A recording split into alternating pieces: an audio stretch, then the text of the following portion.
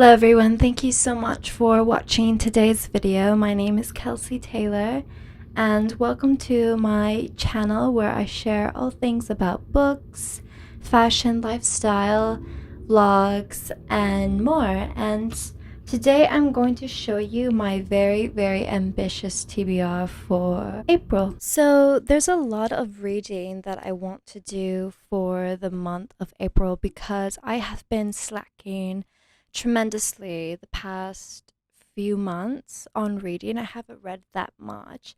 I am currently reading one book, but it has taken like most of March to get through because I am working on a lot of different passion projects. And one thing that I wanted to also show you guys is I just went to the Gucci store yesterday and I bought a perfect lipstick. So I've seen this lipstick multiple times on. So I've seen this lipstick before and I wanted it back in January, but I didn't get it because I thought it's like silly and unnecessary. But I haven't stopped thinking about it since. So this is it. It's super cute. It's like this beautiful wallpaper. Okay, now we're gonna get into the main point of this video, which is books. So first I'm going to start off with Victor Hugo's Notre Dame de Paris. It's what it's called on the title. And so this book I'm super interested in because I love the city of Paris. The story is so popular and well known because I feel like this book is going to evoke some passionate romanticism and writing. And so I love being influenced by authors for poetry and for writing fiction and whatnot.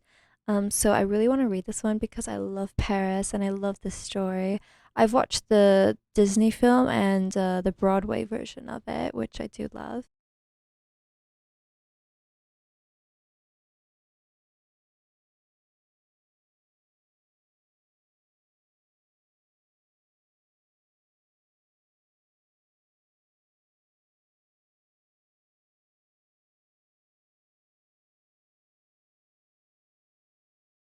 These disreputable characters' nighttime assault on the cathedral is one of the most spectacular set pieces of romantic literature.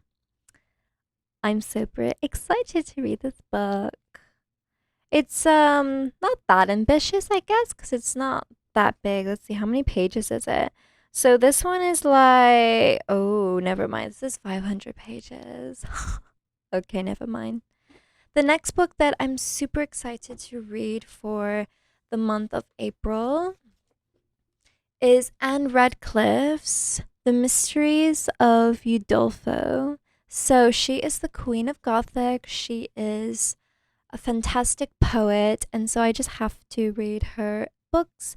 And I picked this one up because it's like one of the most popular ones.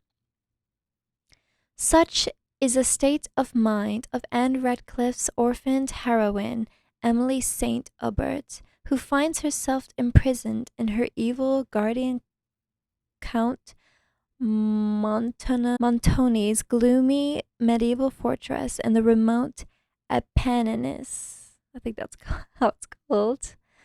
Terror is the order of the day inside the walls of Udolpho as Emily struggles against Montoni's rapacious schemes and the threat of her own psychological disintegration.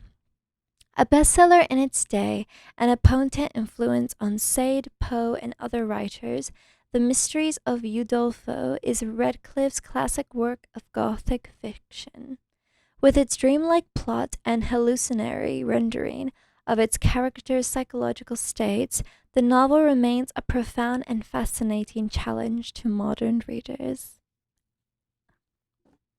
So the next book that I kind of want to do a reread that I read last year is Vladimir Nabokov's Lolita. I read this one last year and it is very uncomfortable, disturbing book, but in the most beautiful, poetic way. If you just look at it in a poetical sense, then you'll get why this book is like the greatest book ever. So I am potentially thinking of doing a reread of this. I'm not 100% sure, but I do love this one and I had a great time reading it last year. The next book that is on my list that I'm currently reading is Women Who Run with the Wolves: Myths and Stories of the Wild Woman Archetype. I got this recommended by one of my favorite followers, and just the way she like sold it to me, it's like I'm so interested to read this one. And I also got it at Goodwill for such a good price. I got it for $3.99. Can you believe that? That's crazy.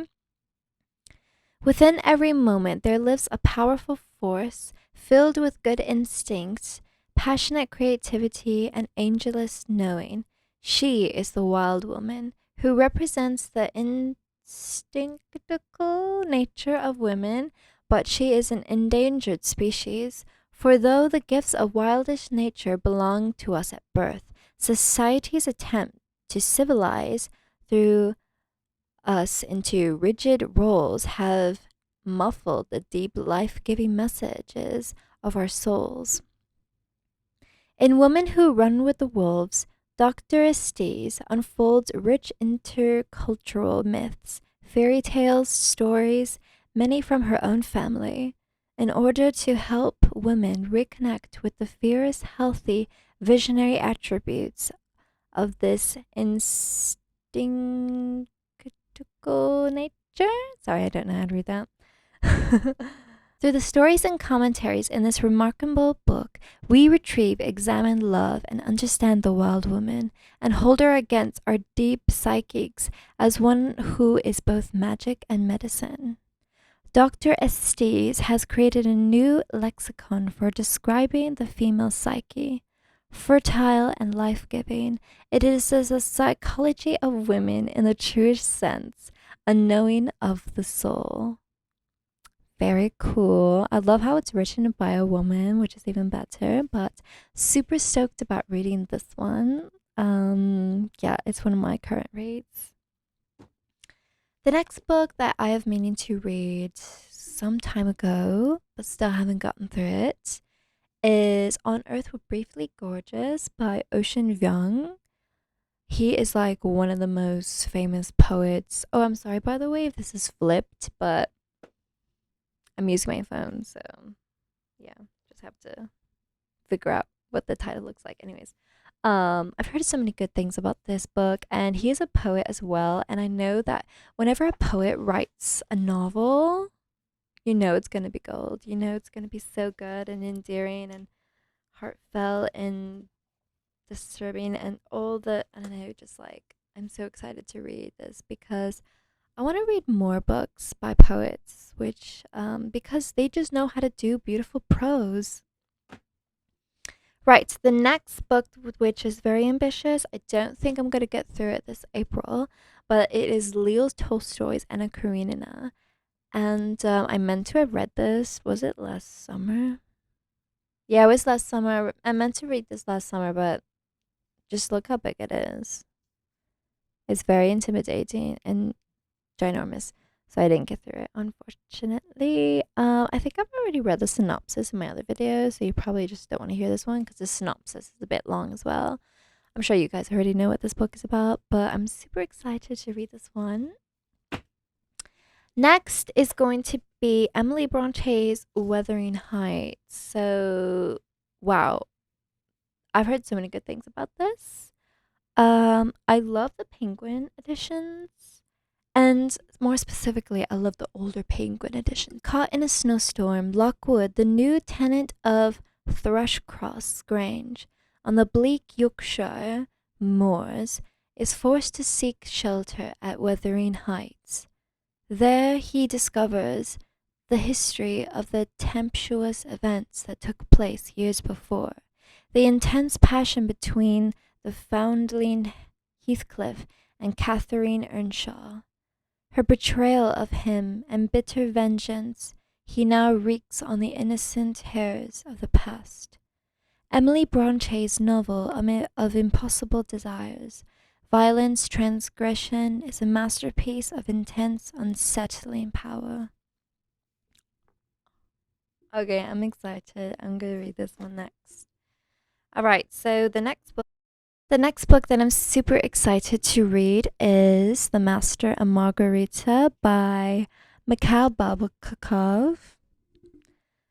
As a mysterious gentleman and self-proclaimed magician arrives in Moscow, followed by a most bizarre retinue of servants, which includes a strangely dressed ex-choir master, a fanged hitman, and a mischievous tomcat, with the gift of the gab, the Russian literary word is shaken to its foundations.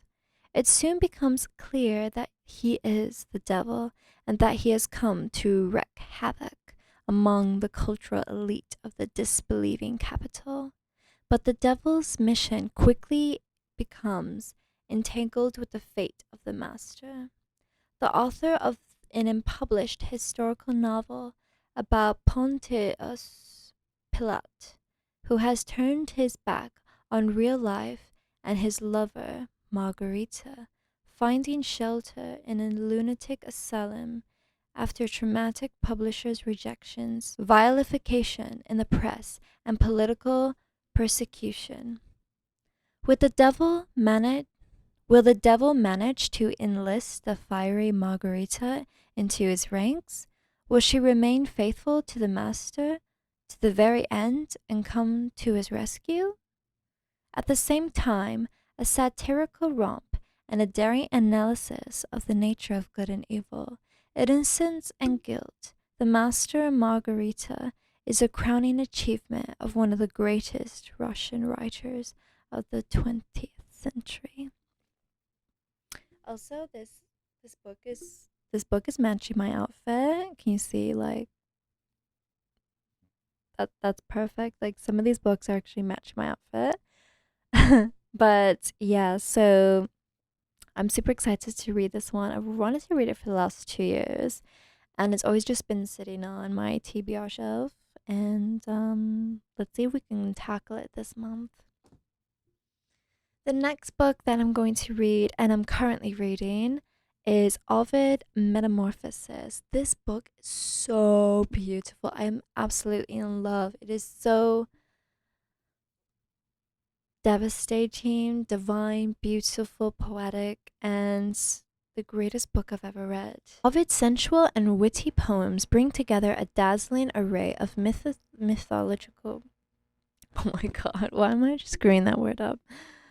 Tales ingenuously linked by the idea of transformation, often as a result of love or lust, where men and women find themselves magically changed into new and sometimes extraordinary beings.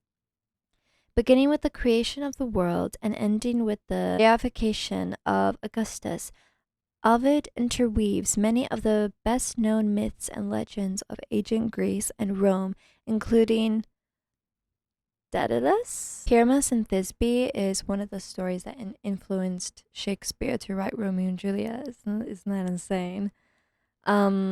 These other names are hard to pronounce. Pygmalion, Perseus, and Andromeda, and the Fall of Troy. Erotic but light-hearted, dramatic and yet playful, The Metamorphosis has influenced writers and artists throughout the centuries, from Shakespeare and Titian to Picasso and Ted Hughes.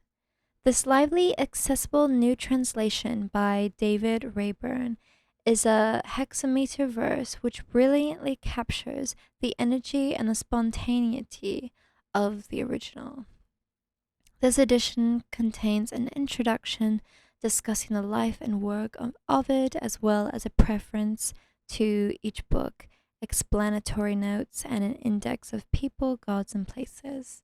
I do love these Penguin Classic editions. They are so helpful with the introduction and notes on the back. And I just love the font style. It's quite easy on the eyes and easy to read as well. I got this one secondhand, so this one was already tabbed. So these tabs here, not mine, these were somebody else's.